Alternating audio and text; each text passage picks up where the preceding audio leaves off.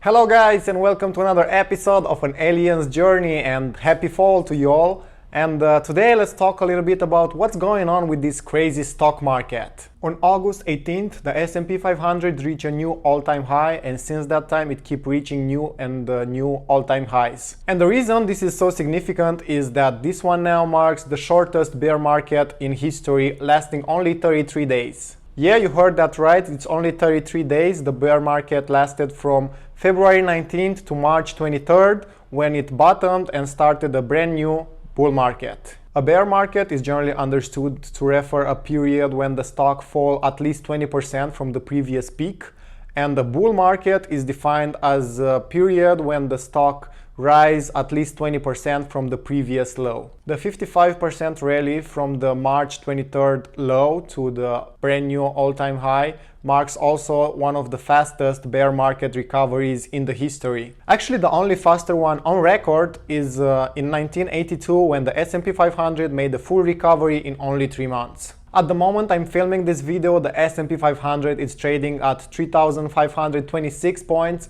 and has an astonishing 9% year-to-date return, which is amazing since we had the crisis this year. It also has over 60% rally since the March 23rd low. And now let's take a look how realistic are these prices, and is it sustainable to have this kind of growing in the future, or is all of this because of the investor that are pouring in money in order to make some fast money, and also because of the Fed, they ensure everybody they will print as much money as it's needed, and they will keep the interest rates low in order to pass through this crisis. And also the Fed chairman announced a major policy shift this Thursday for an average inflation targeting. This means the central bank will be more inclined to allow the inflation to run over the 2% target before they will raise the interest rates. And the higher inflation means that the dollar it's depreciating faster, and you can buy less with $1.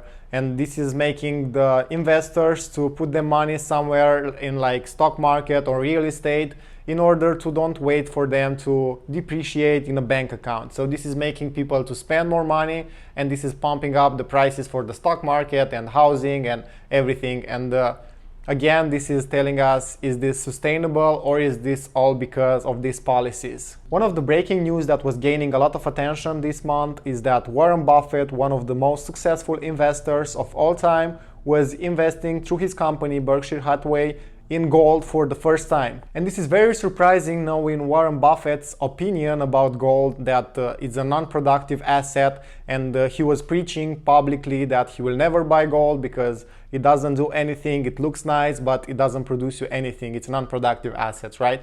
You just buy it and hope you're gonna sell it for a higher price that you paid for it, but it cannot produce anything for you. So for Buffett to buy gold, it's a big shift in his investment strategy, and this is making us wondering what is in the economy that changed, or in the stock market that changed so drastically, and what should we do? Is Buffett betting against America now, or should we go and pull off the money from the stock market and buy gold? I feel like I need to clarify that Buffett didn't buy directly physical gold, and he bought shares in a gold digging company. He bought $564 million worth of share of Barrick Gold, which is the biggest producer in Canada of gold, and it's also the biggest extractor of gold worldwide. And although this seems like a lot of money, this actually represents only 0.28% of the Berkshire Hathaway portfolio. So what should we expect for the future, and what should we do with our money? After all, we have over 60% increase since the last low,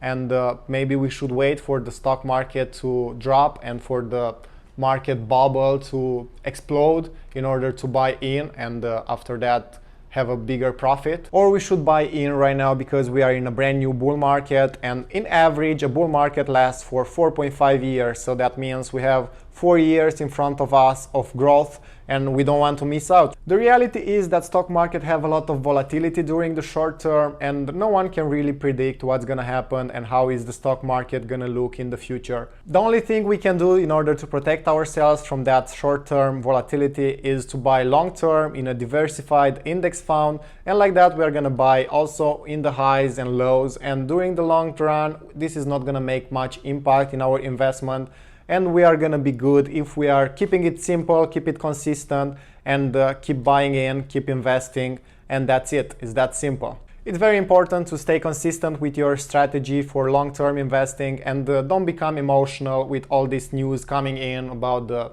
stock market bubble or Warren Buffett buying gold or all this noise coming from the stock market, from the media or whatever. Just keep it simple, keep it consistent, keep buying in. And during the long run, all of these highs and lows will not make any significant impact in our investment. Alright guys, this was my episode for today. Thank you very much for watching. I hope you enjoyed it. If you find anything interesting or if you find it useful in any way, please hit the thumbs up button. Thank you for watching and see you next time. Bye.